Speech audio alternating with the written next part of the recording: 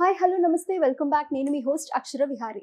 మన లైఫ్లో టైంని ప్రాపర్గా యూటిలైజ్ చేయకపోతే ఎన్ని ప్రాబ్లమ్స్ వస్తాయి, అందులో నుంచి మనం ఎలా బయటపడాలి, ఇక ఇట్లాంటి వాటి అన్నిటి గురించి కశ్యప్ గారిని అడిగి తెలుసుకుందాం. Hello sir. హలో అండి.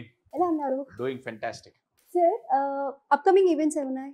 అప్కమింగ్ మెనీ ప్రోగ్రామ్స్ అండి. మేలో business growth psychology, it's a truly leadership oriented programme. Business growth psychology అని ఉంది మేలో. జూలైలో బీ అన్షేకబుల్ అని ఇంకో ప్రోగ్రామ్ ఉంది. అయితే జస్ట్ మేము తీసుకున్న డిసిజన్ ఏంటంటే మే అండ్ జూలై మధ్యలో జూన్ ఎందుకు వదిలిపెట్టాలి అని, జూన్లో కూడా స్ట్రెస్ మేనేజ్మెంట్ మీద ఒక ప్రోగ్రామ్, ఇమోషనల్ మాస్టరీ అని ఇంకొక ప్రోగ్రామ్. మీకు ఆ డేట్స్ అవన్నీ నంబర్కి ఫోన్ చేస్తే మీకు అందుబాటులోకి వస్తాయి. So business growth psychology, stress management, emotional mastery and be unshakable. Sir, ఇప్పుడు change is the only constant in life అని మనకి ఇంగ్లీష్లో ఒక ప్రావర్బ్ ఉంది. అయితే జనరేషన్కి తగ్గట్టుగా, ఈ టైంకి తగ్గట్టుగా మారకపోతే ఎట్లాంటి ప్రాబ్లమ్స్ వస్తాయి? ఒకవేళ మారాలి అనుకుంటే కూడా చాలామంది ఎందుకని మారలేకపోతున్నారు అంటారు. చాలా మంచి లైన్ అండి. Change is the only constant in life అంటే జీవితంలో మారకుండా కాన్స్టాంట్గా ఎప్పుడూ జరిగే ప్రక్రియ ఏంటయా అంటే మార్పు. అంటే సింపుల్గా చెప్పాలంటే లైఫ్లో మారనది ఏమన్నా ఉంటుంది అంటే దాని పేరే మార్పు, చేంజ్. అంటే లైఫ్లో రెగ్యులర్గా చేంజెస్ వస్తూనే ఉంటాయి. అది లైఫ్ అయినా సరే, బిజినెస్ అయినా సరే. మారకపోతే ఏమవుతుంది అంటే కాలానికి తగ్గట్టుగా, టైంకి తగ్గట్టుగా, ఆర్ జనరేషన్కి తగ్గట్టుగా, ట్రెండ్కి తగ్గట్టుగా మారకపోతే ఏమవుతుంది? ట్రెండ్ అన్న పదాన్ని నేను వాడటానికి కారణం ఓన్లీ పాజిటివ్ సెన్స్లో అండి, నెగిటివ్ సెన్స్లో కాదు. ఓ 1,00,000 మంది చేస్తున్నారు కదా అని నేను ఆ ట్రెండ్ గురించి నేను మాట్లాడలేదు కదా, రైట్? మారకపోతే ఏమవుతుంది? నేను ఒక ఎగ్జాంపుల్ ఇస్తాను. ఇప్పుడు మీరు ఊరు పోదాం అనుకున్నారు, ఒకసారి నేనే మీ మీద పెట్టడం అనుకున్నా. నేను ఒక ఊరు వెళ్దాం అనుకున్నా, ట్రైన్కి టికెట్ బుక్ చేసుకున్నా.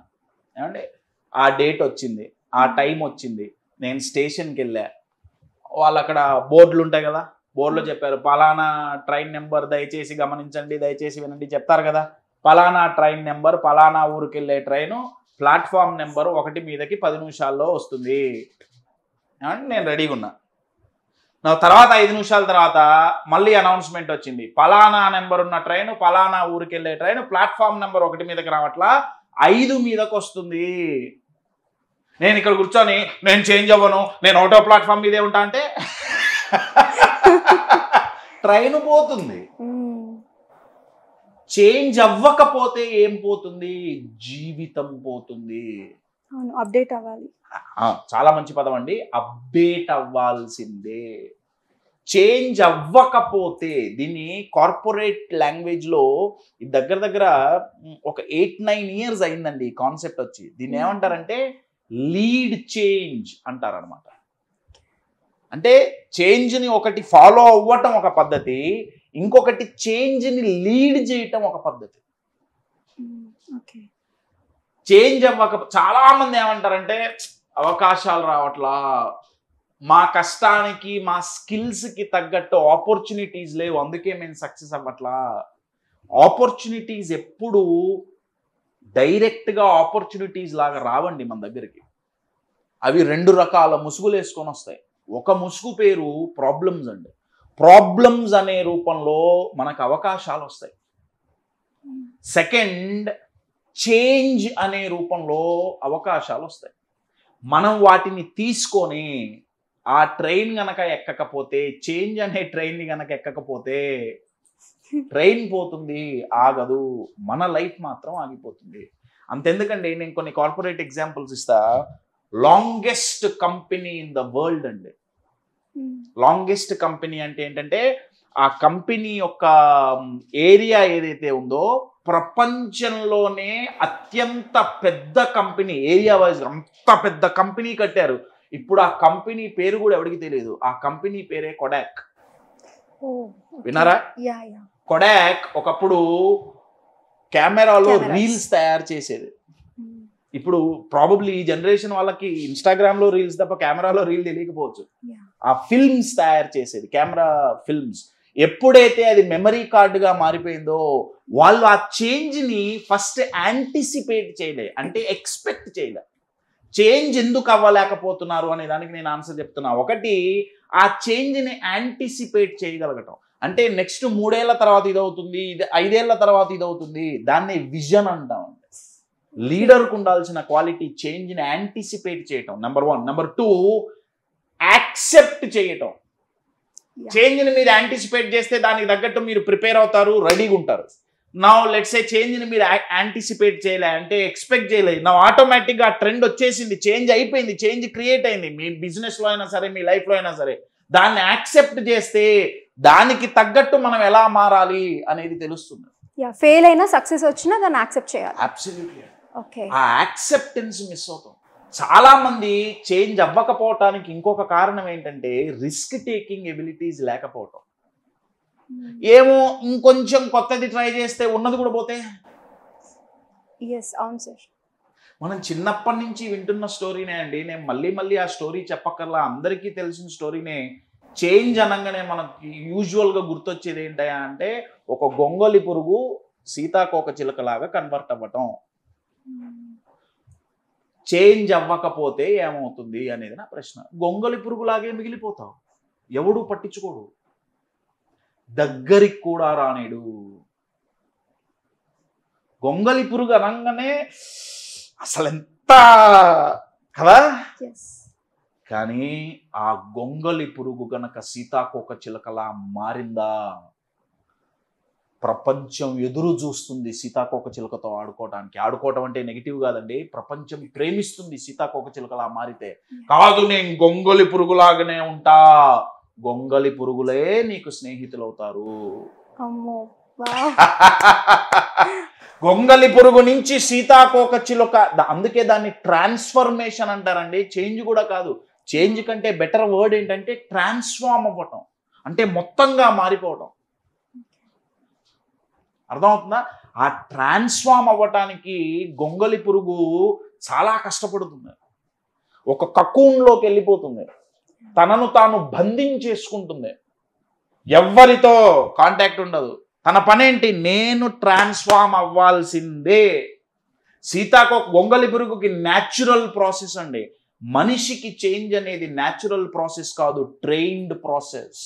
అందుకే అందరూ సక్సెస్ అవ్వలేకపోవటానికి కారణం ఏంటా అంటే చేంజ్ని యాక్సెప్ట్ చేయకపోవటం. Your getting my point? ఆ లైన్ చాలా పవర్ఫుల్ అండి. Change is the only constant.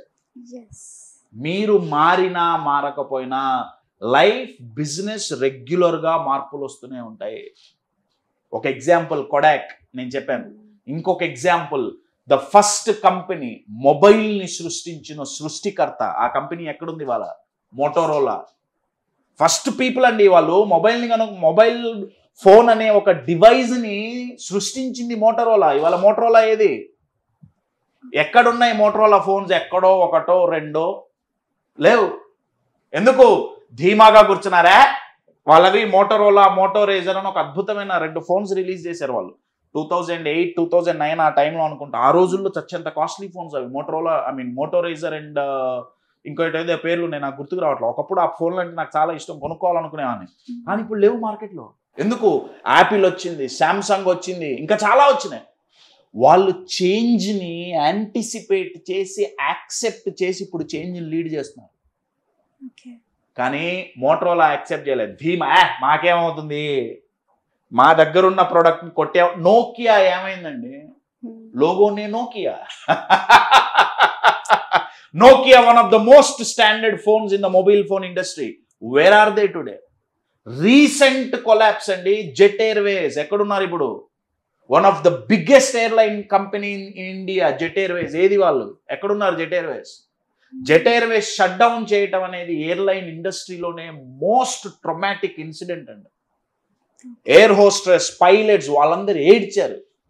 ఎందుకు? ఒక్క నాయకుడు చేంజ్ని యాంటిసిపేట్ చేయకపోవటం వల్ల, చేంజ్ని యాక్సెప్ట్ చేయకపోవటం వల్ల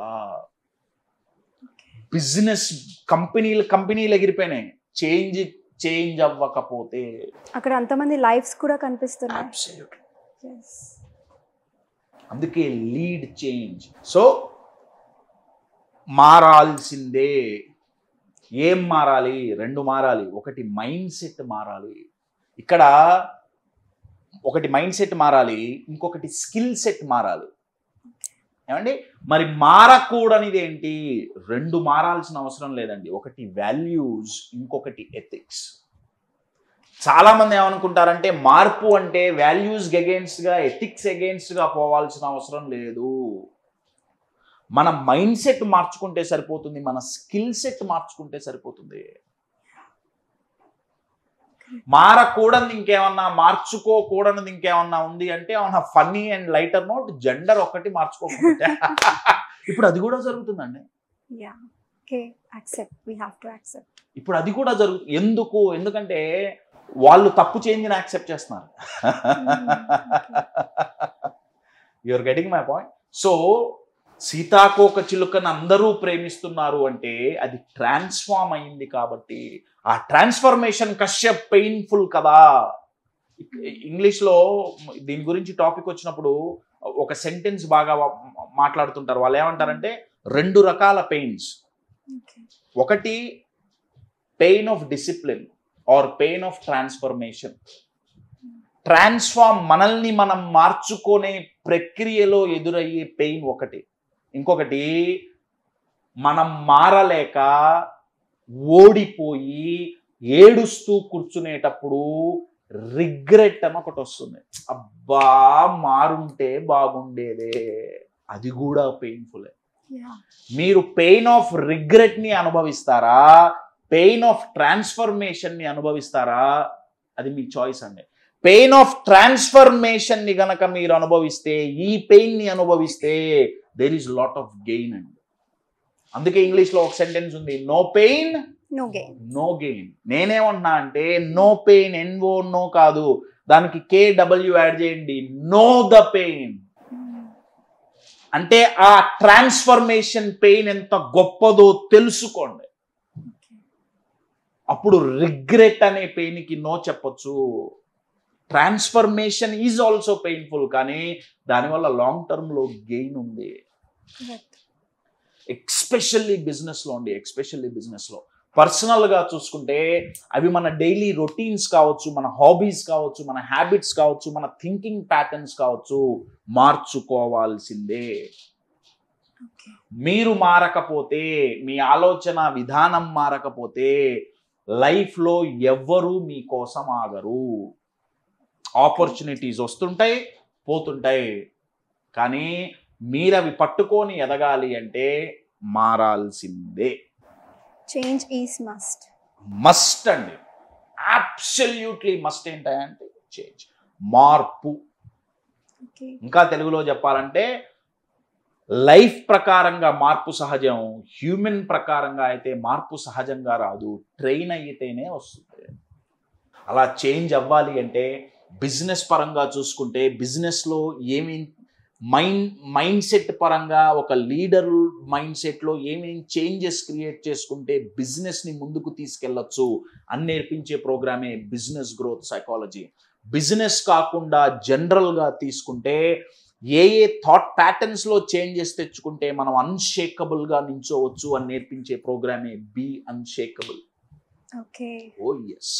మన దగ్గర ఉన్న వెరీ పవర్ఫుల్ ఎపిసోడ్స్లో this will be one of the powerful episode again.